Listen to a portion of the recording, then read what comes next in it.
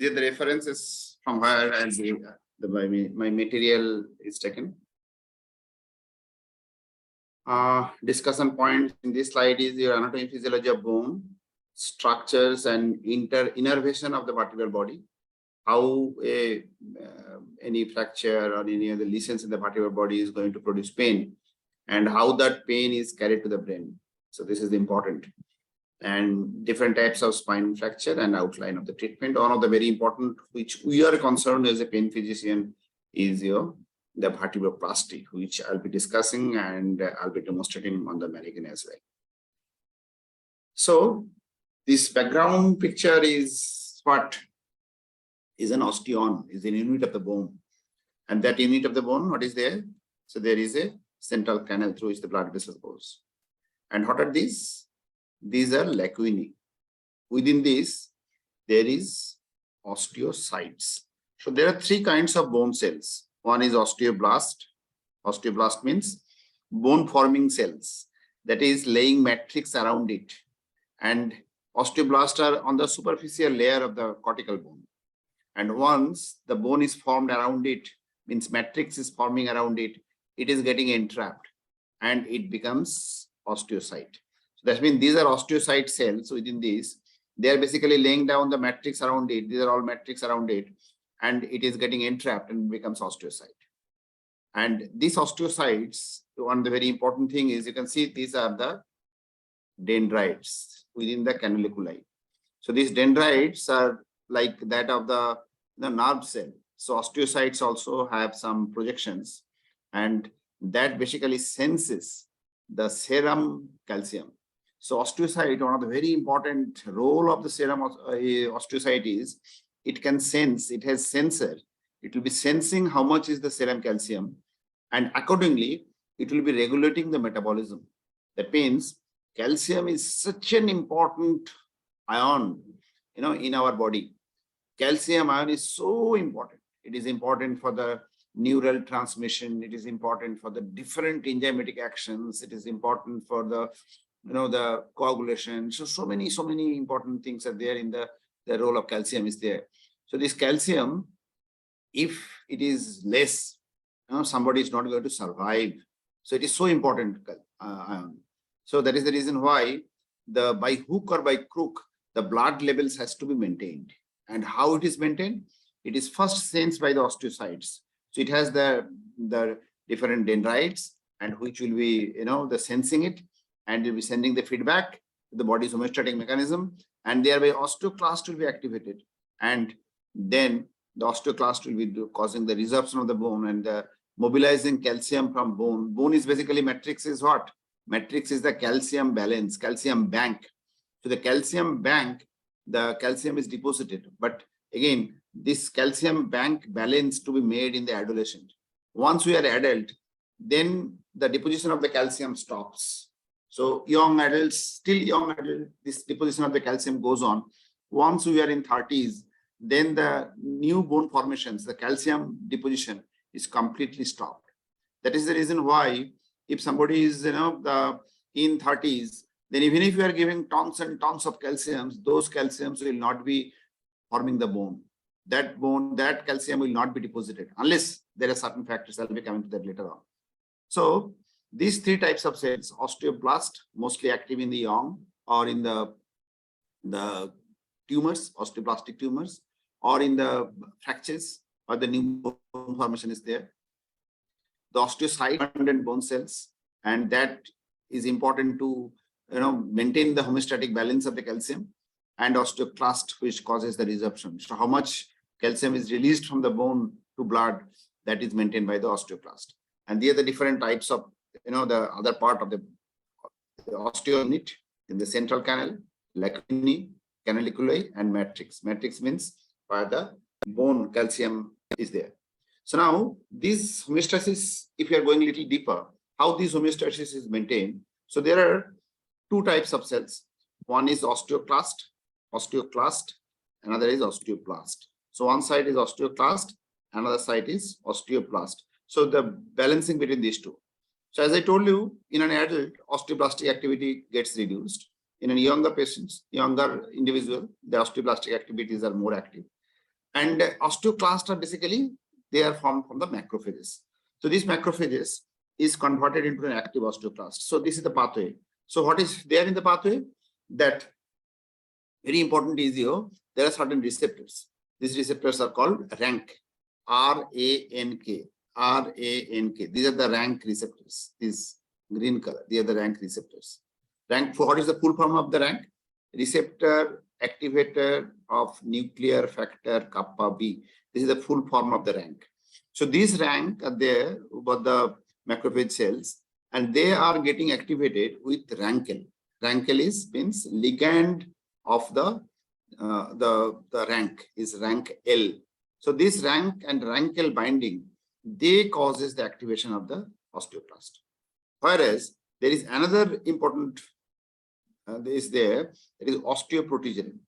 So this osteoprotogenin causes the opposite function. Osteoprotogenin inhibits the rank. So the osteoprotogenin, if it is there, so it inactivates the rankel, and rankel are not to attach with the rank and cannot activate the rank. So the rank and rankel combination is important. That is very vital, and that can be inhibited by the OPG. So the rankel will be inactivated by the OPG. But there is another important molecule which is used for the treatment purpose. Is here the monoclonal antibody. Monoclonal antibody against this rankel, that also can cause the inhibition of this rankel, so that the rankel is not available to bind with the rank. So that can also be prevented for the formation of the active osteoclast. So if you can stop the formation of the active osteoclast, then osteoclastic activity might be reduced. So finally, what is important, that our bone, how much the bone, it will be there, how much resorption will be there, it depends on the activity of the osteoblast and the osteoclast. And another thing is parathormone. Parathormone causes activation of the rankel. So this picture is again important. So serum calcium, how the serum calcium is maintained? Serum calcium. So there are, one is your vitamin D absorption from the gut. But again, vitamin D must be not just simple cholecalciferol. It must be 1,25-dihydroxycholecalciferol. 1,25-dihydroxycholecalciferol. One hydroxylation is done in the liver, another hydroxylation is done in the kidney. So both in liver disease and in the kidney disease, active vitamin D, which actually transfers the calcium from gut to serum, bone to blood, might be reduced. That's why in renal failure, the osteoporosis is common, because vitamin D is not mobilized, because it is not getting activated. Active, the vitamin D, 1,25-dihydroxycholecalciferol. So this is the 1,25-dihydroxycholecalciferol is also called as a hormone. It's not just a vitamin, because it is helping. The three hormones are important here. 3 or 4 hormones. One hormone is your 1,25-dihydroxycholecalciferol, vitamin D, active vitamin D3. One is parathormone, another is calciferol. These three. So next important thing is the calcitonin. Calcitonin, what it does? Calcitonin, when if somebody is young individual, that can cause the mobilization of calcium from blood to bone. But in an adult, mobilization of calcium from blood to bone is stopped. So calcium in an adult, the most important part is it stops the resorption. Bone resorption activity, osteoclastic activity is reduced by the calcitonin in an adult. Remember this, that the mobilization of calcium from blood to bone in an adult is not the function of the calcitonin. The calcitonin function in an adult is to stop the, this part, means the mobilization of calcium from bone to blood, that is being stopped, calcitonin in an adult.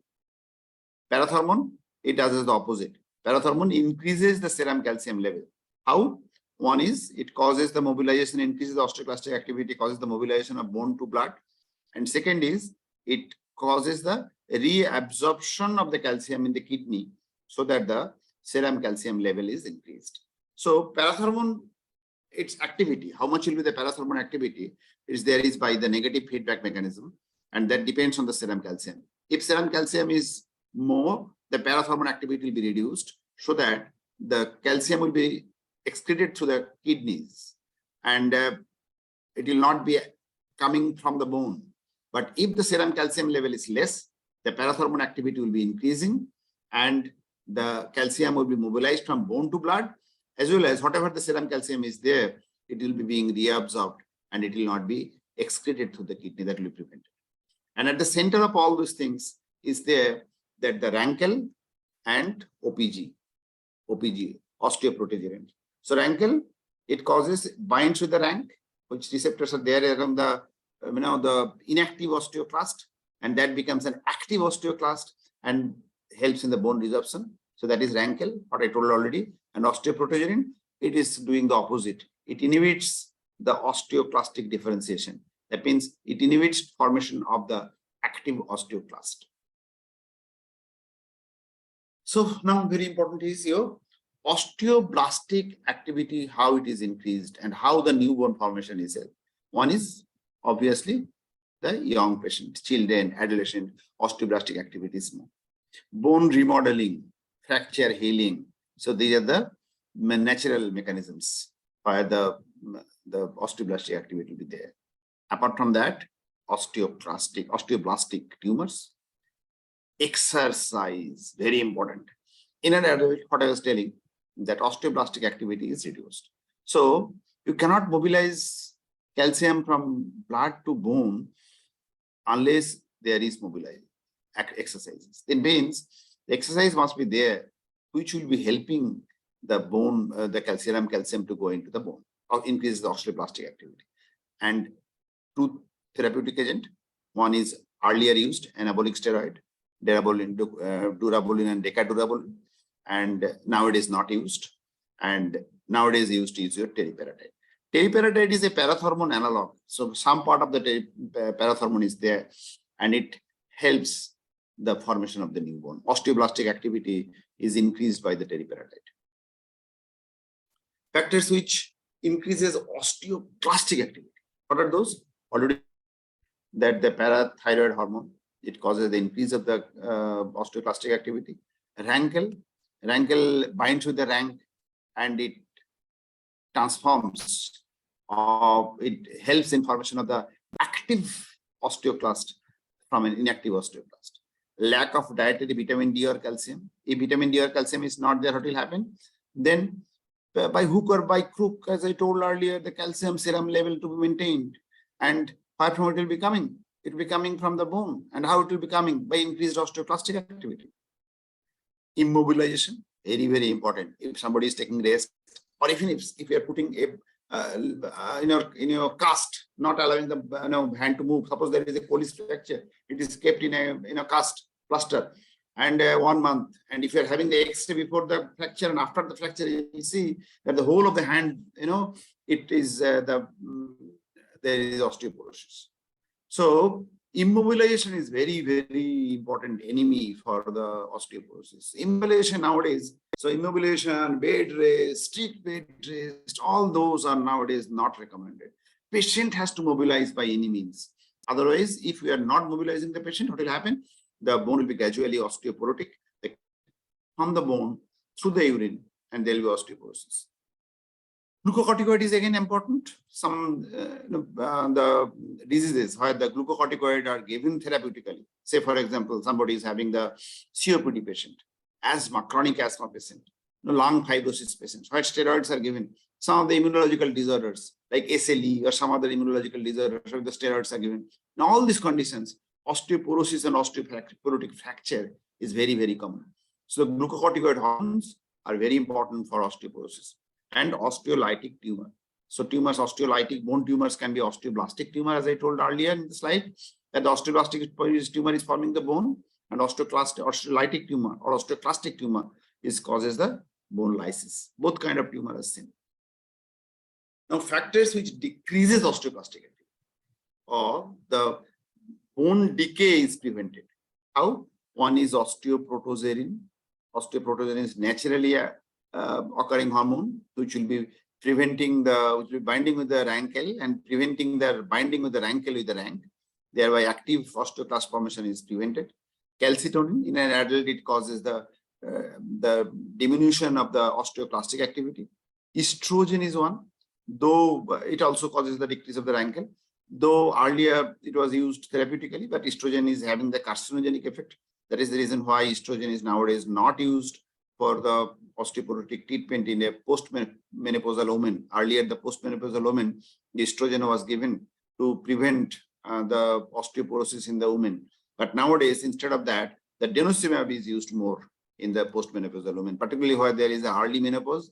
The denosumab can be given, as a preventive measure, which will be how denosumab will be working. I discussed earlier that the denosumab is going to inactivate the rankle. It is an monoclonal antibody against the rankle, and it will be inactivating the rankle.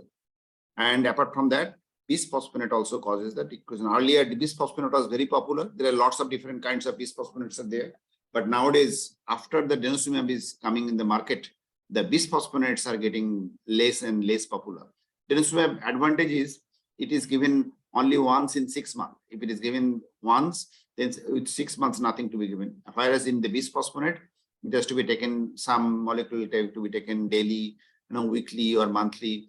So some are oral, some are injectables. So bisphosphonate becomes ultimately costlier than the denosumab. Denosumab once in 6 months. So ultimately, overall cost of the denosumab is less than the bisphosphonates. So all those things are making denosumab more popular than your bisphosphonates. And apart from that, exercise is also very important. Exercise prevents osteoclastic activity and promotes the newborn formation. So this is the summary of what I have discussed, that the increased bone formation or osteoblastic activity, children and adolescent, exercise, fracture, osteoblastic tumor, teriparatide, and obsolete thing is your anabolic steroids. Increased osteoclastic activity, immobilization, parathyroid hormone, rankle, glucocorticoids, less dietary intake of the vitamin D and calcium and osteolytic tumor. Decreased osteoclastic activity, how you can decrease? You can give calcitonin therapeutically. You can give estrogen therapeutically, but nowadays it is not given, I told you, because of the carcinogenic effect. Bisphosphonates can be given therapeutically. Denosumab can be given therapeutically.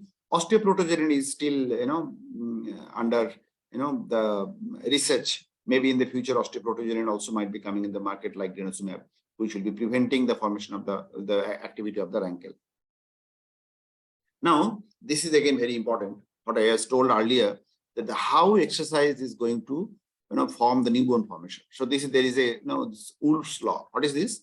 That if there is a less pressure on the bone, how the less pressure on the bone, less strain on the bone? By activity. So when you are moving, mobilizing, when you are doing the exercises, what happens? So the muscles are contracting, and it is causing the traction, pulling of the bones, and that is very, very important, and that will be helping the newborn formation. So, but opposite, if you are not the low strain, then what will happen? Matrix will be resolved, and there is activity, and ultimately bone will be osteoporotic. And if it is a high pressure, if you are putting pressure on the bone, then gradually matrix deposition will be there, and will be monobone bone formation. So exercise very, very important for the bone formation. The other different types of vertebral fracture, I'll be coming to that later on. Now the innervation of the vertebral body. Again, this is very important. Innervation of the vertebral body, if you can remember that how the disc is innervated, the same way vertebral body also innervated. It is innervated from the branches, sympathetic fibers, which are finally communicating with the rami communicants. So sympathetic fibers are carrying the nociceptive signal. How they are carrying? Mostly there is a basivertebral nerve. Sinovertebral nerve is there. Along with that, there are some certain basivertebral nerves which are finally taking this signal and joining with the sinovertebral nerve is here. Sinovertebral nerve is for the disc. From the disc, the sinovertebral nerve is taking and finally joining with the rami communicants. Same way, there is basivertebral nerves which from the vertebral body, they'll be joining the rami communicants. So ultimately, the signal, pain signal will be going to the sympathetic trunk, and from the sympathetic trunk, it will be going into the vertebral body at the level of the T1 to L2, and the pain signal will be reaching the brain. So what is important? Why you need to know that sympathetically mediated pain are not very purely localized. Sympathetically mediated pain will be diffuse. So that means the vertebral body fracture pain will be diffuse in that area. So tenderness is very less common. what you can do is your pain on percussion. If you are percussing over the spinous process, then that percussion's force should be transmitted into the vertebral body and patient will be feeling pain. But if you are putting pressure over the spinous process, then you might not be getting anything. And if you are asking where is the pain, pain will be diffuse. But if the pain is radiating along the dermatome, coming towards the chest for the thoracic fracture, or coming towards the leg, then you have to understand that this fracture has involved some of the nerve roots, exiting or traversing nerve root that is being compressed. And then only the patient will be having the purely localized pain along the dermatome. But otherwise, if there is no dermatome, if there is no nerve root is involved, then the pain will not be dermatomal. Then the pain will be diffuse pain. Why? Because this pain is mediated via the sympathetic fibers, via basivertebral nerves, and then finally to the sympathetic chain, via the glera communicants and through the sympathetic chain, and will be reaching to the brain. That means the symptoms of vertebral fracture, particularly the wedge compression fracture, without any compression of the nerve root, the pain will be diffuse. If it is purely coming from the vertebral body, pain will be diffuse, not localized, non-dermatable. So now the 3-column concept, and we'll be discussing a little bit about the spine fracture. And after that, we'll be demonstrating the vertebroplastic procedure. So according to the Dennis has classified this, the vertebral fractures, spine fractures. So the spine has been divided into 3 columns. How 3 columns? Anterior column consists of anterior 2/3 of the vertebral body. Anterior 2/3, this is the disc. So anterior 2/3 of the disc, anterior annulus, anterior longitudinal ligament is there, anterior longitudinal ligament. So these all together is your anterior column.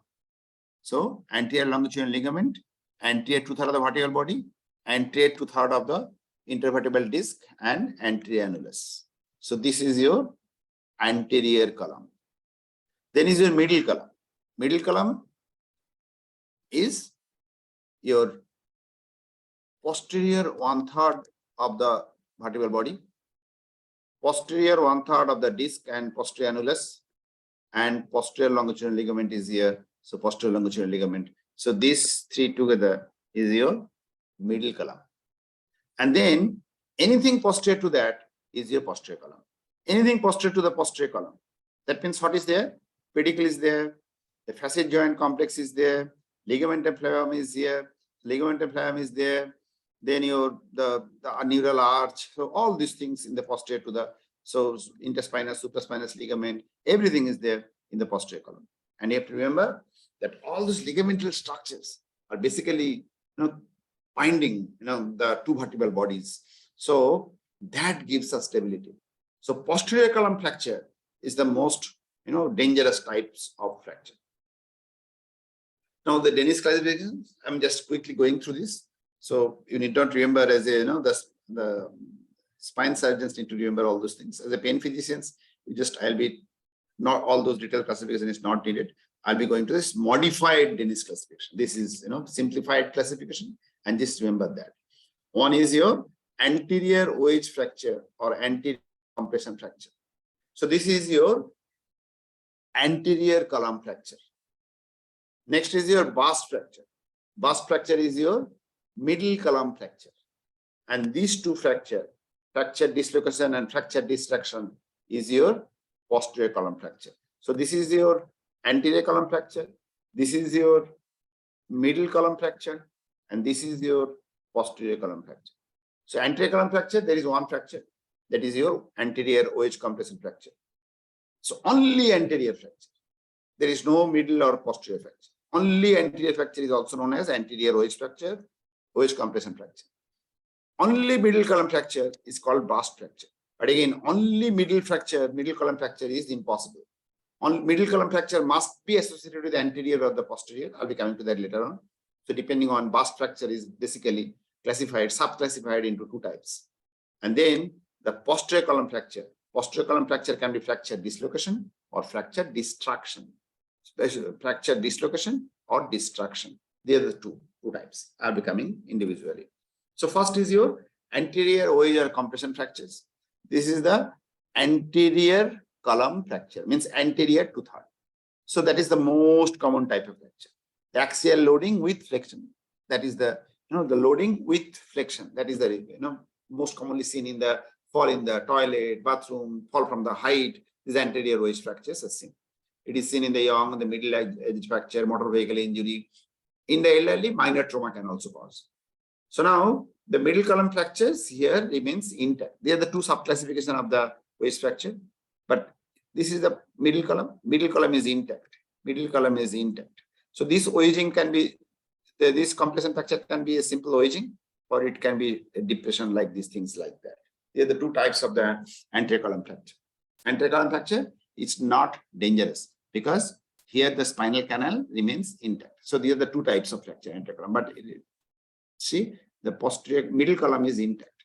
So this is not causing anything, the compression of the cord or anything. And how this fracture, there are the different types, how this starts. How to manage this wedge fracture? It's very important is your vertebroplastic hyperplastic. So earlier, 3 months conservative management with rigid arthrosis, with the plaster, all those things are, the obsolete nowadays. Surgical fixes and all these are, that's why, I have made it in a darker color. These two are obsolete. Nowadays not done. So nowadays what is done? Nowadays, what I told, earlier mobilization. So vertebral compression fracture, you can treat with the conservative management with the analgesics to keep the patient mobile. But if the patient is not mobile with the analgesics, the patient is still feeling pain, cannot sit, cannot stand, cannot walk, then you must be considering the vertebroplasty. Or you can think of Rami communicants block. Rami communicants, why? Because the pain is coming finally by the Rami communicants to the spinal cord. So you can block the Rami communicants so that the pain can be reduced, or you can give simple epidural. Epidural, how it works? If it is giving epidural, the drugs will be coming to the foramen and will be blocking the Rami communicants and also will be helpful in the vertebral fracture. So you have to reduce your pain and you have to mobilize your patient. Otherwise, there will be a lot of fractures in the adjacent levels. Many patients are seen, it starts with the one level fracture and then adjacent levels are also being fractured. Now come burst fracture. So the burst fracture is middle column fracture. So middle column fracture. Middle column fracture must be associated with anterior column fracture or posterior column fracture. If anterior and middle column fracture is there, but no posterior column fracture, then this is called stable burst fracture. Because I told you earlier, the posterior column gives stability. So if there is anterior, so this is your stable burst fracture. But here this is your unstable burst fracture because here the posterior column injury is also there. So if the unstable burst fracture in middle column along with the posterior column is known as the unstable. So here anterior column fracture may or may not be there, but the middle with the posterior with or without anterior is called an unstable burst fracture. And stable burst fracture means posterior column is intact. So middle column is associated with the anterior column. Only middle column fracture is rare and are not seen. And neurological deficits are seen in 50 to 60% cases. So now this is the classification. Burst fracture can be stable, can be unstable. When it is stable, stable means if it is associated with the anterior column also. When it is unstable, when it is associated with the posterior column also. So now stable burst fracture can be associated with the neurodeficits and then surgery has to be done. But if stable burst fracture is not associated with the neurodeficit, then conservative management and vertebroplastic hyperplastic can be done. In fact, we did the burst fracture, the vertebroplasty, and results were excellent. But we have to be very cautious because here, because the posterior cortex of the vertebral body is not intact, so leakage of the bone cement chance is very high. So the complication rate is high. So you have to be very cautious if you are thinking of the burst fracture vertebroplasty, taking all precautions. Now the unstable burst fracture. So if there is again neurodeficit, surgery obviously, but if there is no neurodeficit, then it is controversial. Some feels that unstable burst fracture means posterior column fracture along with the middle column fracture, surgery should always be done. But according to some, surgery is not needed if there is no neurodeficits. Conservative management can be done. So now the last type of fracture means posterior column fracture. Posterior column fracture, as I told you, one is flexion distraction fracture, another is flexion fracture dislocation. What is distraction? Distraction means it is getting separated. This is mostly by the very, the acute, the flexion injury. Mostly it is seen as a seat belt kind of injury. So if the motor vehicle accident, somebody is wearing the seat belt, but because of the accident, there will be sudden, the forward flexion. And because of the sudden forward flexion, the posterior column, the ligamental structures might be disrupted. And that is known as the seat belt injury, or it is called the flexion destruction fracture. It's a type of posterior column fracture and mostly surgical fixation. Posterior column fracture means surgical fixation. Fracture dislocation. So these are the two types of posterior column fracture: the flexion destruction and the fracture dislocation. So this is the fracture dislocation. So here also surgery is needed. But how and going to do the surgery, there is a simple, the tools are there, scoring system is there. So thoracolumbar injury classification and the severity score, TLICS score. With that, you can decide whether because based on the scoring, whether the surgery is needed or not, whether you should refer this patient to the spine surgeon or not. So it depends on, number one is injury morphology. And bony morphology injury is best understood by the CT scan. So CT scan is needed for understanding this bony morphology. Then your posterior ligamental structure complex injury. This should be understood by the MRI. So that means in this acute trauma, you should have both CT scan as well as MRI. And patient's neurological function. This is by the clinical examinations. So these three are very important parameters to decide whether the surgery is needed or not. These three parameters are creating scores for this TLICS. First is morphology. It is best done by the CT scan. So here, what are the points? If there is an anterior column fracture, compression fracture, then it will be 1 point. If there is a burst fracture, means middle column fracture, then there will be 2 points. If there is a translational or rotational injury, means posterior column fracture, then there will be 3 points. So anterior column fracture, 1 point, middle column fracture, 2 points, posterior column fracture, 3 points. And if there is a distraction injury, not just posterior column, if the distraction is there, then there will be 4 points. Then the posterior ligamental complex. How to assess that? By MRI. So bony morphology by your CT scan and posterior ligamental complex by MRI. If it is intact, 0 point. If you are suspecting or indeterminate, you are not sure what you are suspecting, then it is 2 point. And if it is really injured, then it is 3 point. And last one is neurological status, clinical examinations. Intact neurological status, everything is motor, sensory, reflexes, everything is normal, then it is 0 point. If now brute injury is there, then it is 2 points. If a cord injury, complete cord injury is there, then it is 2 points. If incomplete cord injury is there, then it is 3 points. Why this? Because you have to remember that the complete cord injury, surgery is not adding any benefits. So in complete cord injury, that's why point is less. So this point is telling what?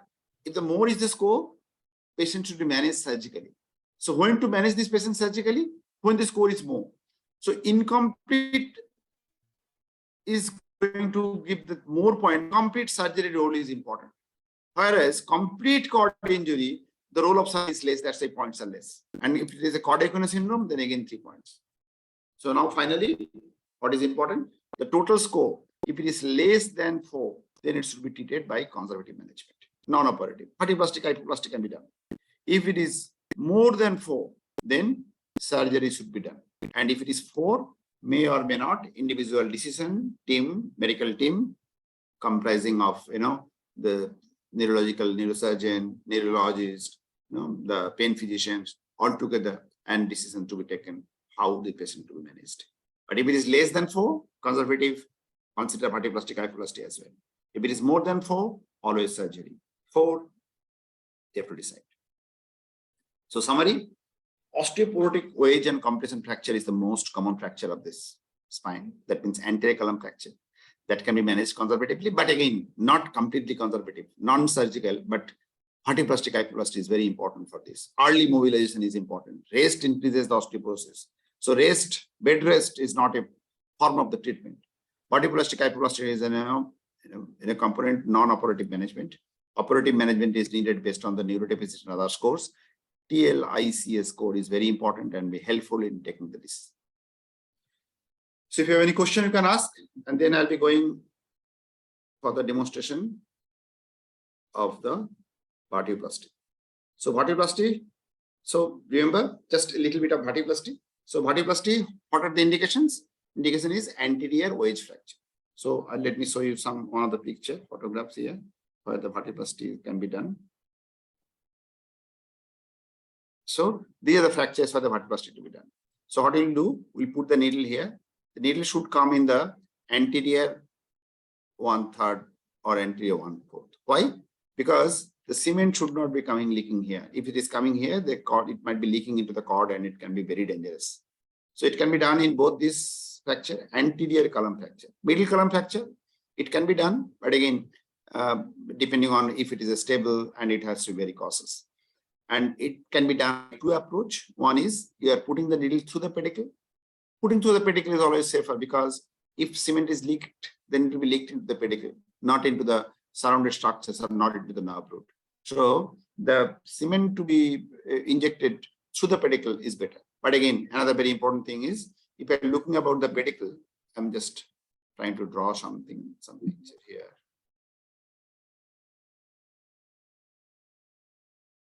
So if you're looking about the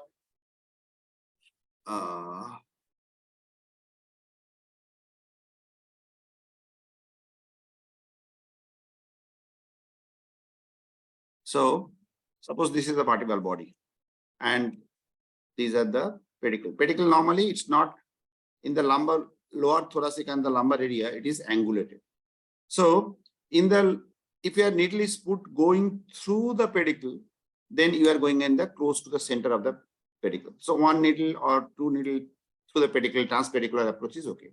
But if you are going to the upper lumbar, upper thoracic, then there the pedicles are more or less vertical.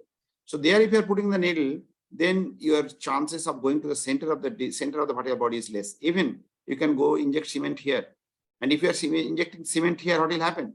In the AP view, you will be seeing that within the vertebral body. In the lateral view, you'll be seeing within the lateral vertebral body, but actually your cement is outside the vertebral body. So injecting the cement outside the vertebral body and thinking that it is within the vertebral body is common in the upper thoracic. That is the reason in the upper thoracic, your needle should come like this, extrapedicular, not transpedicular. So if it is a upper thoracic means above the T6, then you should go through the transpedicular. So you are having the two approach. One is transpedicular, another is extrapedicular. Why to put extrapedicular? When you are above T6. Why to do transpedicular? When you are below T6, because there the pedicle is little bit of oblique, not vertical like this. Okay, I'll be demonstrating it. I'll be talking more about this when I'll be demonstrating what the mannequin. Any questions regarding this osteoporosis and the spine fractures? Sir, is there any guideline regarding use of drugs in osteoporotic fractures, especially if there is a vertebral fracture with concomitant hip fracture? In that particular cases, management guideline would be same or different? There are two management part. One management part is your management of the osteoporosis, because unless you are managing the osteoporosis, there will be fracture again and again, particularly the spine fracture, the osteoporotic fracture, vertebral fracture, compression fracture, very commonly seen multiple levels. One of the very important thing is your mobilization. So one management is your osteoporotic porosis management, and second management is your fracture management. So now fracture management can be done conservatively, can be done operatively, can be done by the interventions. So all depends on your what type of fracture, what is the symptom. So there is no straightforward guideline. So in that you have to be, think about. But the most important part, what I told you, what is a very major changes with the earlier types of management and recent type of management is you have to make the patient mobile. Early mobilization is key. So that is the reason why, say for example, neck femur fracture. I don't know, are you an orthopedician or are you a pain physician? Pain Hello, physician. who asked this question? Huh? Pain physician, sir. Okay, so orthopedicians know that earlier, or even many of the senior the people have seen that the neck femur fracture managed with a traction. Even if you are putting a traction and keeping the patient in the bed for the 1.5 months, there might be the union of the neck, but that is not how the patients are basically treated nowadays. Nowadays, what is the treatment? You have to put the nail, and you have to mobilize the patients very quickly. So same way, this is for the neck femur fracture. The same way, the rest is becoming obsolete nowadays. You have to make your patient, you have to mobilize your patient. And same way, if it is a spine fracture, vertebral compression fracture, you have to think for the vertebroplasty, kyphoplasty, that is another common thing. And as I told you, conservative or non-conservative or surgical depends upon your clinical evaluation. So this is one part of the management.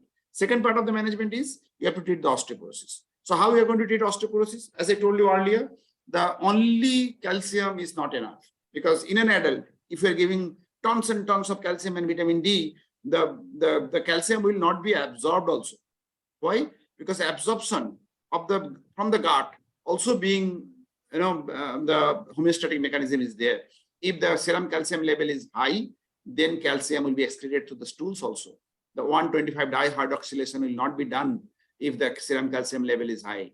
So whatever the drugs you are giving, you have to think that how this calcium will be mobilized to the bone. And for that, you have to think in severe osteoporosis, you have to give the drug which causes the osteoblastic activity. What is that drug? That drug is your teriparatide. And along with that, you have to stop the osteoclastic activity. How to stop this osteoclastic activity? By giving a drug which inhibits the osteoclastic activity. What are these drugs? What are your choice? One is calcitonin nasal spray. One is bisphosphonate. But as I told you, bisphosphonate is nowadays used less commonly. And another is your denosumab.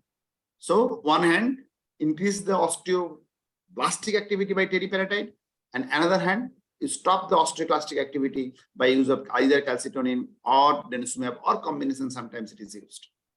So along with that, you have to mobilize the patient, because mobilization is the key. Without mobilization, osteoporosis cannot be prevented. So one is the osteoporosis management, another is the fracture management. Yes. Sir, thank you, sir, for nice presentation and a lot of things known. Sir, my question was already, I got the answer. Then also I wanted to ask the same question. We should target single therapy, single drug therapy, or multiple drug therapy for osteoporosis, because lots of patients are there. It depends on your amount of how the osteoporosis is diagnosed. Is it diagnosed by serum calcium? Answer is no. Serum calcium will be maintained by hook and crook, I told you earlier.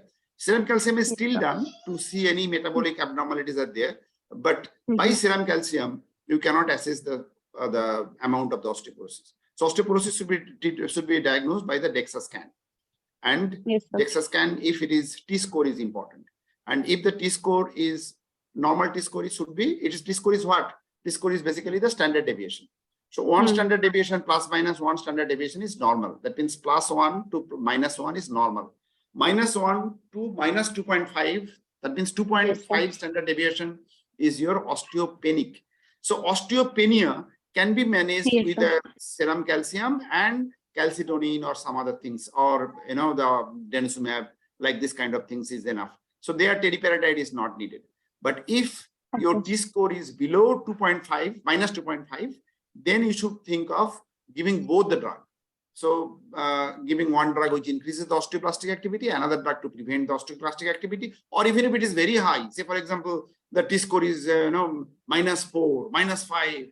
In that situation, you can think of all those things. Means you are one hand you have to give it teriparatide, in another side you have to give denosumab, or even you can add the calcitonin nasal spray as well.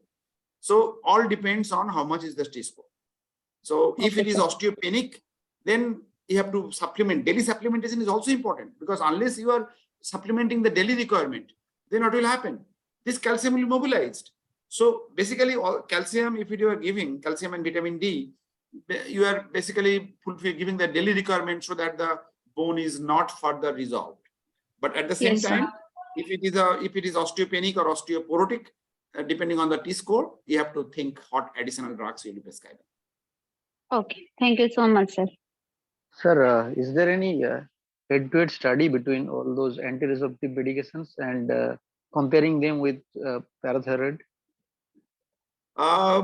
Exact studies, I am not aware of that whether there is a study between the bisphosphonate versus your denosumab or with versus calcitonin. I'm not aware. But what I told you earlier, what are the advantages of the denosumab is it is once in a 6-month injection, subcutaneous injection, and it is claimed that it is better than the bisphosphonates. So that is the reason why the bisphosphonate, even in the the bone mets, osteoclastic bone metastasis, the denosumab is preferred over the bisphosphonate nowadays. Earlier, the bisphosphonate was the drug of choice for the bone mets, painful bone mets. But nowadays, denosumab is also used. And sir, how long should we treat? Again, how long should you treat it? Again, the controversies are there, but it should be monitored with your DEXA scan reports. That means once your DEXA scan reports is coming below the minus 2.5, you can reduce the intensive therapy. You can stop the teriparatide. Because teriparatide, prolonged use of teriparatide can cause also osteosarcoma. So that is one of the rare complications. So teriparatide should be used only when the T-score is very low. Otherwise, the other the drugs, other things, particularly the calcitonin nasal spray is very safe. It can be used very long term, even more than 2 years. You can use the calcitonin.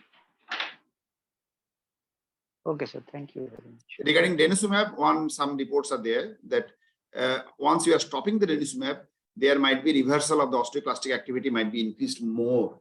But majority of the research do not support this. But few research is telling that this is the drawback of the denosumab according to these researches. That the denosumab is excellent drug, but when you are stopping this denosumab, there might be the reversal of the osteoclastic activity even more than what was there earlier. But it is not supported by the other researches. Yes, thank you, sir.